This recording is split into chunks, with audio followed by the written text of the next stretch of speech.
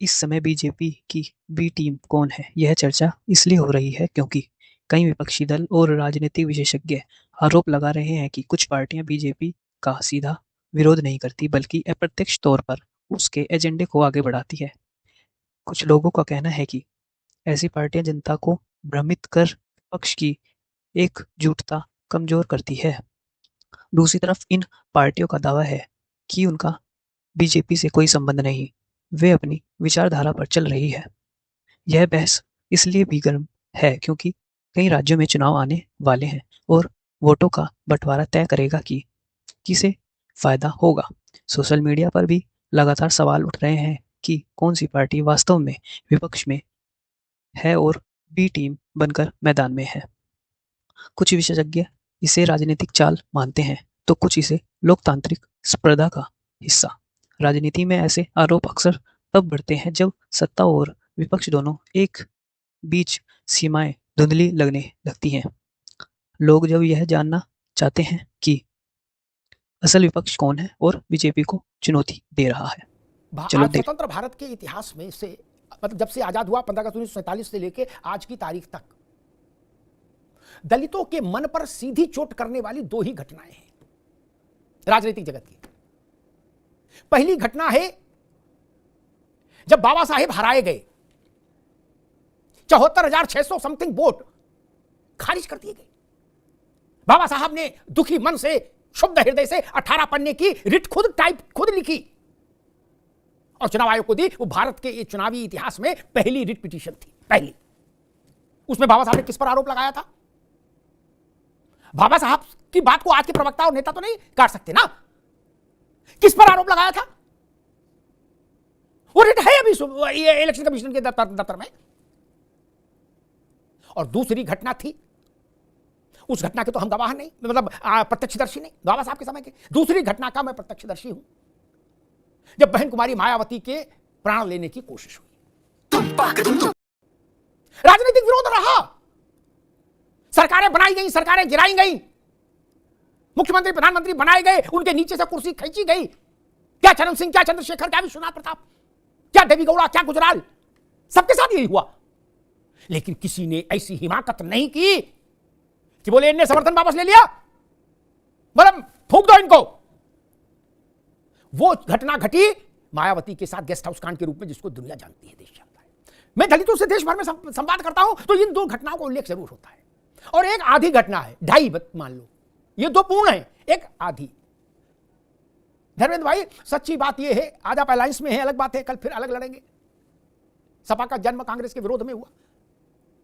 लेकिन दलित पूछता है कि अग्निहोत्री जी, संजय राणा जी सुनो भैया, दलित पूछता है कि अग्निहोत्री जी 71 की लड़ाई में बाबूजी का कहीं नाम ही नहीं, ना कोई फोटो, ना कहीं नाम, ना कोई माला, ना फूल। क्या बाबूजी को बिल्कुल गोदरेज की अलमारी में बंद कर दिया? All credit goes to Shrimati Indira Gandhi. Jagjivan Babu कहीं नहीं, देश के रक्षा मंत्री थे और दलित थे, नेहरू जी की पहली कैबिनेट की मेंबर थे। और कांग्रेस में जितने दलित हुए उनमें सबसे बड़े चेहरे थे वो। उनका कहीं नाम ही नहीं, कांग्रेस के किसी भाषण में नाम नहीं कांग्रेस के। और एक बात बता दें धर्मेंद्र भाई, उस लड़ाई के बाद कांग्रेस की, इंदिरा जी की सरकार ने 8-10 राज्यों में चुनाव कराने का फैसला किया, क्योंकि देश में एक भाव बना था इंदिरा जी के पक्ष में 71 की लड़ाई के बाद। उसमें कांग्रेस ने चिट्ठी जारी की राज्यों को और कहा कि आप लोग गांव गांव जाओ और बताओ कि इंदिरा गांधी दुर्गा है, और इंदिरा गांधी ने देश के लिए जो काम किया वो कोई नहीं कर पाया कभी। उस पूरी चिट्ठी में A4 साइज के बड़ा शीट थी, पूरी चिट्ठी में जगजीवन बाबू का कहीं कोई नाम ही नहीं कि इनने भी कुछ किया, ये रक्षा मंत्री हैं, इन्होंने भी फौज का मनोबल बढ़ाया, कुछ बढ़ाया, कुछ नहीं, नाम ही डिलीट था बाबूजी का। अब सोचिए, क्या भारत के लिए गर्व का विषय नहीं था कि एक दलित राजनेता जो आजादी की लड़ाई से तप कर आया, वो मंत्री बने? इसके लिए गांधी जी ने जवाहरलाल नेहरू को कहा कि मैं चाहता हूं तुम्हारी पहली कैबिनेट में जगजीवन राम रहे। उस आदमी का नाम ही नहीं रखा गया 71 की लड़ाई में। क्या दलित चेतना के साथ ये न्याय है?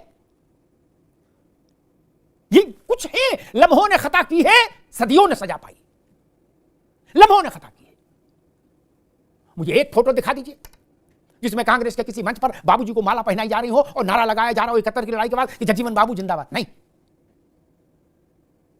All credit goes to Shrimati Indira Gandhi. किसी को नहीं, सेना को भी नहीं। ये दुर्गा का परसोना तभी तो आया था, क्रिएट हुआ था, और वो बात वाजपेयी जी के गले में डाल दी गई। वाजपेयी जी से एक बार मैंने पूछा कि आपने दुर्गा कहा था, उन्होंने कहा मैंने इंदिरा जी के साहस की प्रशंसा की थी लेकिन दुर्गा नहीं कहा था। बोले लेकिन जब चल गया मेरे नाम से तो मैंने कहा छोड़ो जाने दो, अब इसका क्या खंडन करना। बोले मैंने कहा नहीं था, मैंने कहा था इंदिरा जी साहसी हैं। ये चीज सच है मित्र। डॉक्टर भीमराव अंबेडकर जो भारत की सार्वकालिक प्रतिभाओं में से जो कुछ 2, 3, 4 सर्वोत्तम मेधा संपन्न नक्षत्र हैं, उनमें से एक डॉक्टर अंबेडकर, वो संसद में ना पहुंचे इसके लिए कोशिश की गई। अंबेडकर साहब जैसे लोगों से संसद सनाथ होती है, धन्य होती है। जहां ऐसे नक्षत्र मंडल विराजमान हो, सोचिए उस विधायिका का क्या गौरव होगा। उनको छल से बल से संसद से बाहर रखने की कोशिश हुई। कभी आपने सुना कि 74,000 वोट खारिज कर दिए गए। अब वो लोग नारा लगा रहे हैं कि हम वोट अधिकार यात्रा निकालेंगे, है, और नारा लगा रहे हैं वोट चोर गद्दी छोड़। ठीक बात है, अंबेडकर साहब की 18 पन्ने की पिटीशन पढ़ लो। वोट के साथ क्या खेल कब से शुरू हो गया, तो सोचिए 52। उन लोगों को सोचना चाहिए। मैं फिर कहूंगा, दलितों के लिए सरकारी योजनाएं हैं, पिछड़ों के लिए हैं, गरीबों के लिए अच्छा है, लेकिन फिर भी योजनाओं से भी ज्यादा जरूरी चीज है उनका सम्मान, मुख्य धारा में उनका समावेशन। सम्मान, दलित चेतना का सम्मान। जब हम हंस के ये कहते हैं ना, अरे हम उनके लिए पार्क बनवा देंगे, तो जो दलित देख रहा है उसको कष्ट होता है, उसको लगता है दाता वाला भाव है। दाता का भाव है क्या? नहीं, दलित चेतना का ये भाव नहीं उनके प्रति होना चाहिए। बोले चलो उनकी भी एक मूर्ति लगवा दें। नहीं भाई, उनका योगदान है, उस योगदान को स्वीकार करना चाहिए। और एक आखिरी बात कहता हूं, बड़ी बात कह रहा हूं और नई बात कह रहा हूं, गूगल पर नहीं मिलेगी। मैंने 38 वर्षों में, 39 वर्षों में देश जितना घूमकर देखा, कश्मीर से कन्याकुमारी, असम से गुजरात तक पांव पांव सब चुनावों में चला हूं, जहाज से नहीं, लोगों से बात की है। व्यक्तिगत स्तर पर जितना सम्मान बाबा साहब भीमराव अंबेडकर के लिए है इस देश के बहुसंख्यक एक बड़ी आबादी में, बहुजन आबादी में, उतना मैं विनम्रतापूर्वक कह रहा हूं, कोई नेता छोटा नहीं, उतना सम्मान, उस घनत्व का सम्मान औरों के लिए नहीं। सम्मान है लेकिन उस स्तर का नहीं। इकलौते नेता हैं भारत रत्न बाबा साहेब जो अपने अनुयायियों में, अपने वर्ग में भगवान जैसे हो गए। मैं भगवान तो क्या कहूं, भगवान जैसे हो गए। उनका चित्र पूजा के योग्य हो गया इस देश के लाखों घरों में, करोड़ों घरों में।